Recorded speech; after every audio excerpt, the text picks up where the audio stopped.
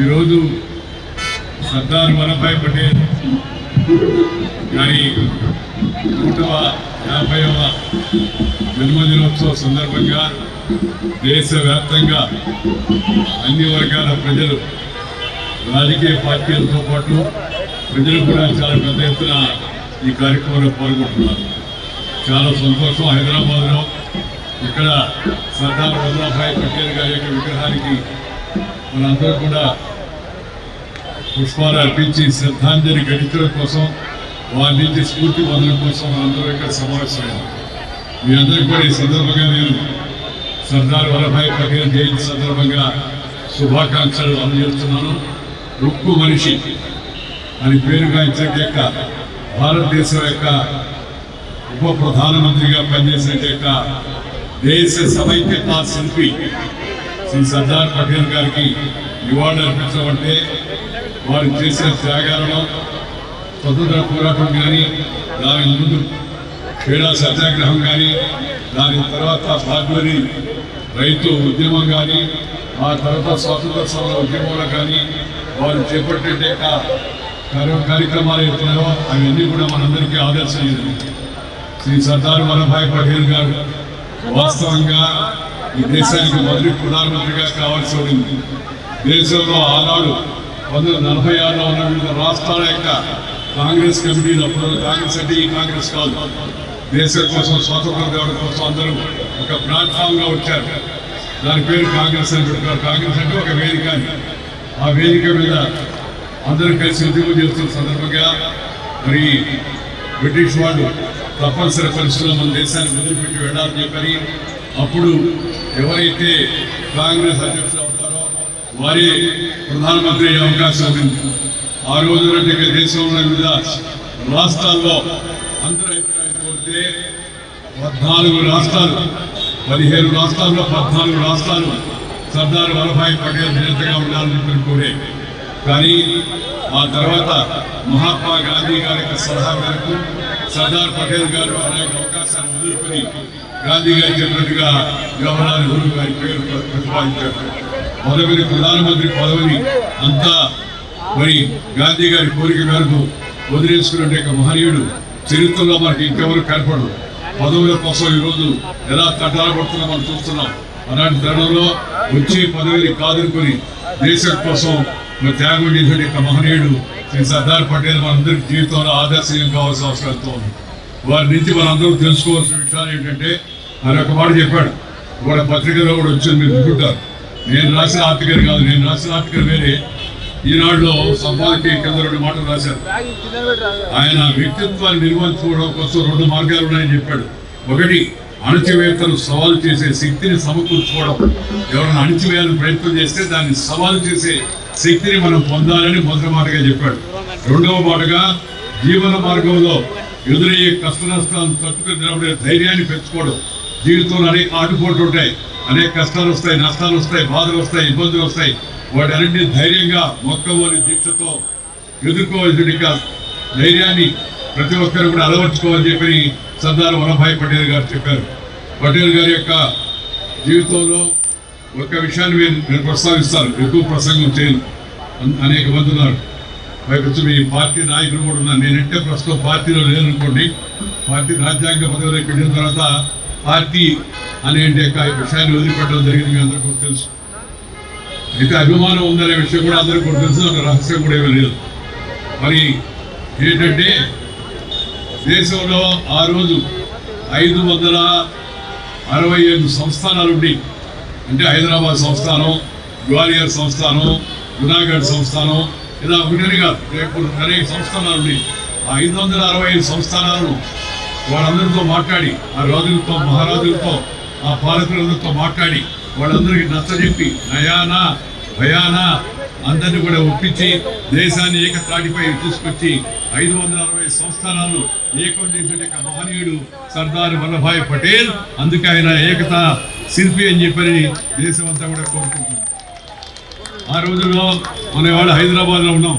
దేశంలో ఉన్న అన్ని రాష్ట్రాలు ఒప్పుకున్నాయి. జునాగఢ్ ఒప్పుకోకపోతే పటేల్ గారు అతన్ని పిలిచి మాట్లాడి ఆ జునాగఢ్ మహారాజును కూడా భారతదేశంలో తెలిసిపోయేదానికి ఒప్పించారు.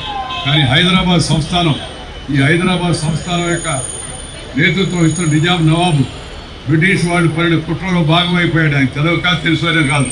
బ్రిటిష్ వాళ్ళు కుచిత బుద్ధితో పోయే ముందు ఒక మెరుకు పెట్టారు. ఏమంటే స్వతంత్రం వస్తూ ఉంది, మీరు ఎవరైతే భారతదేశంలో చేరాలనుకుంటే భారతదేశంలో చేరొచ్చు, ఎవరైతే పాకిస్తాన్ పోవాలనుకుంటే పాకిస్తాన్లో చేరొచ్చు, ఎవరైతే స్వతంత్రంగా ఉండాలనుకుంటారో వాళ్ళు స్వతంత్రంగా ఉండొచ్చు అని చెప్పని ఒక మెరుకు పెట్టారు. చాలా దుర్మార్గమైన ఆలోచనది. స్వతంత్రంగా ఒక రాష్ట్రం స్వతంత్రంగా ఎలా ఉంటుంది? నిజాం నవాబు అప్పుడు ఆయన రజాకారుల యొక్క సలహా, కాసిం రిజ్వీ అనుచరుల యొక్క సలహా మేరకు నిజాం నవాబు వెళితే పాకిస్తాన్ వైపు వెళ్ళాలని కొంతసేపు మొగ్గు చూపించాడు. దానికి ప్రజలు అనుకూలంగా లేకపోతే హైదరాబాద్ స్వతంత్ర రాజ్యంగా ప్రకటిస్తా అన్నాడు. దేశం మొత్తం ఒకటైతే మధ్యలో హైదరాబాద్ స్వతంత్ర రాజ్యంగా ఉండవని సాధ్యమే కాదు. దేశం యొక్క ఐకమత్యానికి అది పెద్ద సవాలుగా ఏర్పడేది. దేశ రక్షణలో కూడా చాలా పెద్ద సవాలుగా పరిణమించేది. అలాంటి సమయంలో సర్దార్ పటేల్ గారు నిజాం నవాబుకి 48 గంటలు అల్టిమేటం ఇచ్చాడు. ఈ 48 గంటల్లో మర్యాదగా లొంగిపో, ప్రజాభిప్రాయం ప్రకారం భారత్లో కలిసిపో, లేదంటే సైనిక చర్య తీసుకుంటామని ఆపరేషన్ పోలో పేరుతో ఢిల్లీ నుంచి బలగాలను విమానంలో హైదరాబాద్ దించాడు. అప్పుడు దాకా అనేక ప్రేరేపణలు పెరిగిన నిజాం నవాబు తోక ముడిచి సర్దార్ పటేల్ ముందు మోకరిని నేను భారత్లో అంతర్భాగంగా చేరిపోతా అని చెప్పని నిజాం నవాబు అరికాట. దానికి కారణం సర్దార్ పటేల్ గారి యొక్క నేతృత్వం, కర్తృత్వం ఏదైతే ఉందో ఈ రెండు కూడా ప్రధాన కారణం అని చెప్పని సందర్భంగా నేను గుర్తు చేస్తున్నాను. మిత్రులారా, పటేల్ గారి జీవితం నుంచి మనం తెలుసుకోవాల్సింది అంటే క్రమశిక్షణ, దేశభక్తి, జాతీయ భావం, కష్టాలైనా సరే మొక్కవని దీక్షతో వాటిని ఎదుర్కోవాలి. సమాజంలో అన్ని వర్గాల ప్రజలను కలుపుకోవాల్సిన ప్రయత్నం చేయాలి. ఇవాళ కూడా కొన్ని సమాజంలో విచ్ఛిన్నకర శక్తులు అక్కడక్కడ దేశ సమైక్యతను సవాల్ చేస్తూ ఉన్నాయి. కొన్ని శక్తులు పాకిస్తాన్ అనుకూలంగా అప్పుడప్పుడు నినాదాలు ఇస్తూ ఉన్నాయి. మరి అలాగే పాకిస్తాన్ కూడా మన దేశం యొక్క అంతర్భాగంలో జోక్యం చేసుకుని తప్పుడు ప్రకటనలు చేస్తూ మరి పహల్గాం సందర్భంగా అమాయకుల యొక్క యాత్రికులను 26 మందిని 28 మందిని పట్టుబెట్టుకున్న యొక్క దుర్మార్గం పాకిస్తాన్ చేశారు. పాకిస్తాన్ చేసిన దుర్మార్గం అయితే ఆ దుర్మార్గాన్ని ఖండించాల్సిన వారించి అగ్రరాజ్యం అని చెప్పుకునే యొక్క పాశ్చాత్య రాజ్యం పాకిస్తాన్ వెనకేసుకొని పాకిస్తాన్ యొక్క సైనిక చీఫ్ని వైట్ హౌస్ పిలిచి అక్కడ విందించి ఆయనకి పాకిస్తాన్ చాలా గొప్ప దేశం, భారతదేశం కూడా గొప్ప దేశం అనుకోండి అని అన్నారు. దాంతోపాటు మాట్లాడుతూ ఈ భారతదేశం ఎంత ఆర్థిక వ్యవస్థ చాలా బ్యాడ్ ఇది అని చెప్పని చెత్తగా ఉందని అన్నాడు.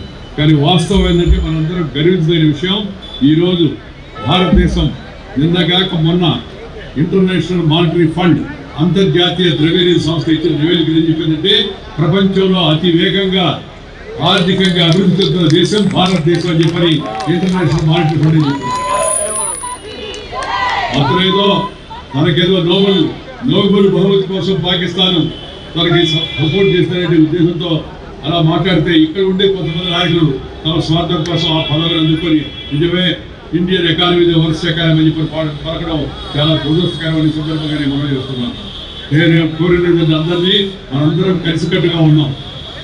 వివిధత మే ఏకత భారత్ కా విశేషత, అలగ్ భాష అలగ్ వేష్ ఫిర్ భీ అప్నా ఏక్ దేశ్. మనందరం కులాలు వేరైనా, మతాలు వేరైనా, వర్గాలు వేరైనా, ప్రాంతాలు వేరైనా, irrespective cost, creed, sex, religion and region, India is one. Kashmir నుంచి కన్యాకుమారి వరకు, కన్యాకుమారి కటక్ నుంచి కటక్ వరకు ఈ దేశంలో ఉన్న మనందరూ కూడా ఒకటి అనే భావంతో పెరగాలి. కుటుంబం కలిసి ఉండాలా, గ్రామం కలిసి ఉండాలా, జిల్లా కలిసి ఉండాలా, రాష్ట్రం కలిసి ఉండాలా, దేశం అన్ని రాష్ట్రాలు కూడా కలిసి ఉండి మనందరం భారతీయులం అనే విషయాన్ని గుర్తుపెట్టుకొని తద్వారా ఐకమత్యంగా నడిస్తే సర్దార్ పటేల్ గారికి మనం అర్పించేట నిజమైన నివాళి అవుతుందని చెప్పని ఈ సందర్భంగా మీ అందరికీ మనం చేస్తున్నాను. యువత ఈ విషయంలో చొరవ తీసుకొని వాళ్ళ ప్రధానమంత్రి గారు చెప్పారు, వారం రోజుల పాటు మనం దేశవ్యాప్తంగా యూనిటీ రన్ అంటే ఏకతా కోసం మనం అందరం కూడా పాల్గొని చెప్పారు. ఉద్దేశం అందరూ ఐకమత్యం కలపడం, అందరూ దాని మీద తీసుకోవడం, అది ముఖ్యమైన ఉద్దేశం. అందుకని రాజకీయాలతో నిమిత్తం లేకుండా అందరూ ఏకంగా కలిసికట్టుగా ముందుకు వెళ్లాల్సి ఉంది. నరేంద్ర మోడీ గారు ప్రధానమంత్రి అయిన తర్వాత సర్దార్ పటేల్ గారు చూపించిన మార్గంలో పయనిస్తూ గుజరాత్లో ఆయన 186 అడుగుల యొక్క భారీ విగ్రహాలు జరుగుతుంటే ప్రపంచంలో మరొక అమెరికాలో ఉన్న యొక్క స్టాచ్యూ ఆఫ్ లిబర్టీకి మించి ఇంకా ఎత్తులో ఒక విగ్రహాన్ని ఏర్పాటు చేశారు. మనందరి జీవితంలో కూడా ఏదో ఒకసారి మనం కూడా గుజరాత్కి వెళ్ళి ఆ ఐక్యతామూర్తి యొక్క విగ్రహాన్ని సందర్శించవలసిందిగా ముఖ్యంగా యువతకంతా కూడా నేను పిలిపిస్తున్నాను. వారి జీవితాన్ని చదవండి, వారి జీవితాన్ని మన పాఠ్య పుస్తకాల్లో ఒక ప్రధాన అంశంగా చేయాల్సిన అవసరం ఎంతో ఉంది. ఎందుకంటే దాన్ని యువత, మన దేశం యొక్క యువత దాన్ని తీసుకొని స్ఫూర్తి పొందేట అవకాశం ఉంది. కాబట్టి ఆ పని యువత అంతా కూడా చేయాలని కోరుతూ ఈరోజు మిమ్మల్ని అందరూ కలిసిన సందర్భంగా ఇటీవల ఈ మొంతా తుఫాను కారణంగా మరణించిన ఉభయ తెలుగు రాష్ట్రాల యొక్క ప్రజలు ఎవరైతే మరణించారో వాళ్ళందరికీ కుటుంబాలకు నేను అంజలి ఘటిస్తున్నాను. రెండవది వారి కుటుంబాలకు ప్రగాఢ సానుభూతిని తెలియజేస్తున్నాను. వారందరి తరఫున తుఫాను సహాయ చర్యలో భాగంగా అధికారులు, స్వచ్ఛంద సేవా సంస్థ స్పందించిన తీరును మనసారా అభినందిస్తున్నాను.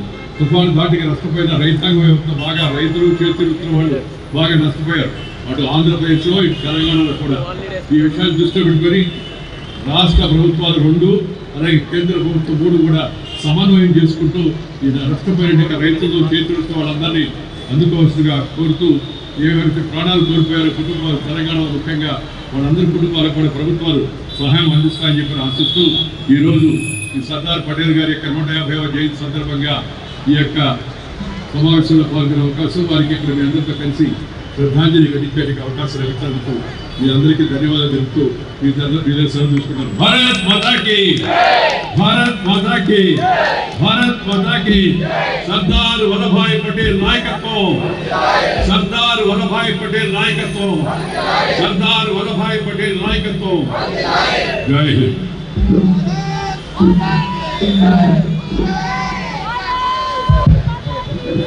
నిర్దేశించి రాజ్యసభ సభ్యులు, OBC Morcha national president, parliamentary board member Shri Laxman గారిని మాట్లాడాల్సిందిగా కోరుతున్నాను.